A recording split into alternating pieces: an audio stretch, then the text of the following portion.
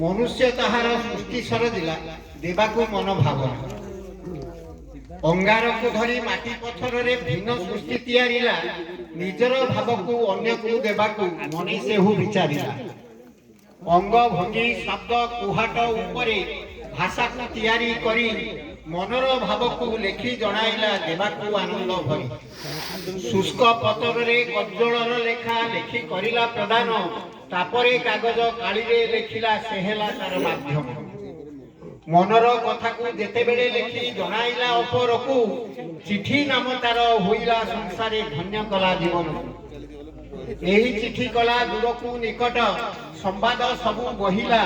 दूर देशु आनी खबर से देला परिवार सुख कला चिठीर प्रभाव एते बढ़ी गला चिठी को अपेक्षा करी दूरे बा गृहरे आत्मीय खबर पाइबाकू हेले डेरी दुखे बिछुला गृहरे जीवन विच्छेद मती चिठी पाई गले केते जे आनंद ताकू न पारई लेखी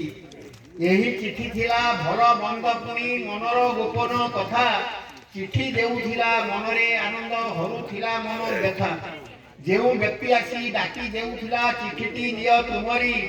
सेही अनुसारे डाक घर बोली कार्यालय नाम तारी दूरभाष यंत्र बाहरिबा दिनु चिठीर नाहिती लेखा बहु लोकंकर पुरातन चिठी एबे भी अछि साइता। धन्यवाद।